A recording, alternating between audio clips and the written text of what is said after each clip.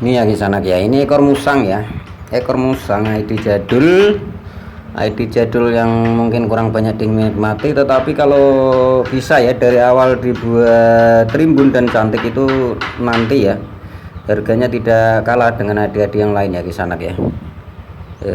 Tetapi dengan melakukan penataan cabang tentunya untuk membuat rimbun ya, rimbun-rimbun seperti ini harus dilakukan penataan cabang ya kisana. Kalau hanya melalui pangkas sulit untuk terbentuk seperti ini. Jadi ekor musang ini ID yang udah berbunga kisana ya, kita lakukan pemangkasan. Kalian kalau ingin merimbunkan harus dilakukan pemangkasan dan pruning langsung. Untuk ekor musang ini berbunga semua ya kisana ya, berbunga.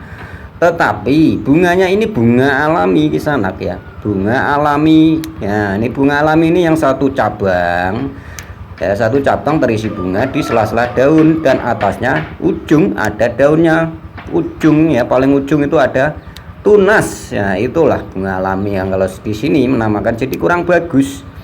Tetapi memang ini akan dilakukan proses perimbunan lagi ya kisanak ya, supaya melebar meninggi ya. Jadi untuk ekor musang ini langsung pangkas ya, pangkas dulu lah ya, buat kalian yang belum memahami teknik pembentukan, pangkas dulu sesuai bentuk baru dilakukan pruning. Nah pruning itu dibuang semua daunnya kisanak ya, jangan terlalu salah paham, salah gagal fokus nanti kalian. Pruning itu dibuang daunnya, mana yang kita pangkas ini buangi semua daunnya. Untuk ekor musang ini mudah pun kalau kalian hanya lakukan potong pucuk akan keluar bunga, dan bunga itu merusak ya kisanak ya, merusak sekali dalam tahap proses perimbunan seperti ini ya kisanak ya. Jadi bunga-bunga ini muncul sebetulnya ini juga indah, tetapi belum waktunya ya, ini harus dipangkas dulu supaya rimbunnya melebar meninggi ya kisanak ya. Untuk ekor musang ya, tentu banyak yang punya ini, tetapi kebanyakan juga dijulur-julurkan ya, tidak dibentuk. Itulah ya yang membuat ID ini ketinggalan ya, ketinggalan dengan yang lain yang mudah dibentuk-bentuk itu. Dan kebanyakan ekor musang terkenal ID yang menjulur sekali sampai ke langit ketujuh ya kisanak ya. Bahkan bunganya juga julur-julur, tetapi tidak di sini kisanak ya. Untuk di sini memang kita bentuk dulu supaya bunganya nanti rapat, padat, rata, jadi tidak menjulur nih ya, ada rongga-rongga. Ini ruang yang masih kosong, nanti kita arahkan cabang-cabang yang kita akan pilih ke sini supaya menutup nih, mungkin ini atau yang lain nanti kita arahkan. Jadi seperti ini, harus tahu kalian permainan cabang-cabang seperti ini ya, memainkan cabang untuk menutup celah kosong ya, supaya kerimbunannya maksimal. Jadi tidak kerimbunannya gerumbul-gerumbul saja ya di sana ya. Iya, langsung di pruning seperti ini. Pruning, buang daunnya sampai ke pangkal cabang ini. Nih ya, pruning. Kalau tidak dilakukan seperti ini, ekor musang ini akan berbunga lagi ya kisanak ya. Nah, ini kan belum rimbunannya ya. Kalau di sini memang kurang maksimal, jadi butuh dirimbunkan lagi. Itu potong-potong pruning seperti ini yang tadi kita potong pucuk. Nah dari sini saja ini ya, nih jangan sampai ke bawah lain lagi ceritanya. Yang dipotong pucuk itu dan pruning ini areal sini, satu cabang misalnya cabang ini ya, ini nih sampai di sini saja, jangan sampai ke bawah-bawah ya. Tuh untuk ekor musang ya, banyak benar yang tanya seperti ini, tetapi memang masih banyak juga request konten yang lain ya kisanak ya. Nah ini membedakan potong pucuk yang gagal lagi. Pak Riz, ini kok saya potong pucuk kok berbunga. Nah itu kesalahan kalian sebetulnya, potong pucuk. Kalau kalian ingin melakukan perimbunan langsung potong pucuk itu saat tunasnya mudah kisana. Kalau seperti ini kita potong pucuk sudah pasti berbunga. Untuk Singapura ya, nih lihat nih, ini agak tuh menua kan, nih langsung pruning tuh, pruning seperti ini.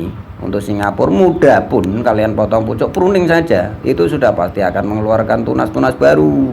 Kalau masih tahap perimbunan nih seperti ini, sampai di sini saja ya, jangan sampai ke bawah-bawah nih, sampai batas cabang ini saja itu pruning. Nih kalau seperti ini yang kalian potong pucuk, nah sudah pasti akan keluar tunas karena ini masih merah muda di sana ya. Tetapi ini tidak kita lakukan ya, ini masih akan kita arahkan ke sini nanti. Ya, perbedaan kalian harus bisa membedakan potong pucuk ya, potong pucuk untuk perimbunan, potong pucuk untuk pembungaan seperti ini. Itu harus bisa. Nih ya, kalau ini pangkas pucuk untuk pembungaan ya kisanak ya harus agak tua dulu supaya maksimal. Yang sebetulnya Singapura itu enggak tua-tua amat juga berbunganya bagus, tetapi supaya maksimal dan akurat itu harus kalian tahu batas ketuaannya seperti apa ya. Kebanyakan tuh daun agak mengecil di sana ya, mengecil, mengeras, keras lah kalau dipegang itu ya, keresak-keresak lah istilahnya, itu keras, kecil, keras. Daunnya agak mengecil itu maksimal nanti bunganya. Ini seperti ini maksimal nanti bunganya di sana ya. Ini potong pucuk untuk pembungaan, rata dipotong semuanya ya di sana. Nah ya, di sini kan ada potong pucuk untuk pembungaan, potong pucuk untuk perimbunan terakhir, dan perimbunan langsung potong pucuk. Nah itu ada 3 tahap, ada 3 cara di sini. Nah ini kita perdalam buat kalian yang belum paham. Kebanyakan yang belum paham, ini potong pucuk untuk pembungaan rata, semuanya dipotong pucuk, harus agak tua ya, harus agak tua. Sementara yang tadi potong pucuk untuk kalian ingin melakukan perimbunan, langsung potong pucuk itu saat tunasnya agak muda ya kisanak ya. Ini kan udah muncul bunga ya kisanak ya, muncul bunga. Kalau saat kalian potong pucuk untuk menyeimbangkan bentuk, buang bunganya, jangan daunnya kisanak ya, jangan daunnya. Sekali lagi, daun ini kalau kalian buang, nah, munculnya tunas, biarkanlah dia rontok dengan sendirinya. Nanti 5 hari kemudian atau 3 hari baru kita pupuk NPK 16 untuk memaksimalkan kerimbunan bunga. Ini potong pucuk tuh seperti ini ya. Kalau sudah 2 hari 3 hari itu seperti ini kisanak tuh ya, putih-putih bagian atas. Nah ini nanti 2 hari lagi siap untuk dipupuk ya, tanpa stres air pun untuk Singapura tetap bunganya akan maksimal ya kisanak. Nih itu melakukan potong pucuk untuk perimbunan, langsung potong pucuk pusat terakhir. Kalau ini proses terakhir dalam masa pembentukan. Nih kecil-kecil, jaraknya pendek-pendek kalau kita melakukan potong pucuk seperti ini untuk proses perimbunan terakhir. Jadi berbeda dengan potong pucuk yang awal perimbunan ya.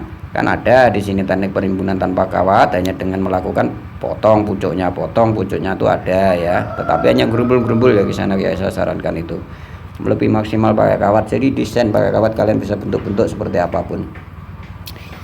Nah ini Wacethalisa yang kita liukan seperti ular kobra ya. Ini kita lakukan dulu bagian atas potong pucuk, langsung pruning seperti ini kisanak, supaya nutrisinya menyalur ke bagian ujung bawah ini ya. Nih supaya bagian ujung bawah itu subur dulu, harus bagian atas kita potong pucuk dan pruning. Nih kalah kalau kalian rimbunkan dulu bagian atas ya. Nah ini juga yang bibit kecil-kecil banyak di sana yang kita julur-julurkan ke bawah seperti ini melalui kawat. Ini ya hasilnya, tunasnya muncul banyak. Ini potong pucuk pruning. Nah kalau untuk Singapura potong pucuk nih ya, nih langsung pruning, sudah pasti akan keluar tunas di sana ya. Kalau di sini ya dalam masa perimbunan tuh langsung masuk potong pucuk pruning. Kan ada ya kalian melakukan perimbunan langsung potong pucuk, muncul tunas, potong pucuk. Nah itu harus tahu, potong pucuknya jangan sampai menjulur ketuaan, sudah pasti keluar bunga ya. Nah itu kesalahan kalian. Nah sementara ini desain yang pesanan dari Magetan ya, Bu Guru dari Magetan, kita disuruh membuatkan seperti ini yang akan ditaruh di pot tinggi pot tinggi nanti dengan pilar tinggi 2 meter, pilarnya itu 2 meter, 1,5 meter ya. Jadi membuat kita junta-juntaikan arah ke bawah seperti ini ya. Ini kalian bisa memakai ID yang lemas, cabangnya di sana bisa Wacethalisa atau jenis HW ya. Kalau ini HW di sana pilih yang ID yang tunasnya agak ke bawah. Oke ya di sana ya, seperti itu. Semoga bisa membantu keterangannya.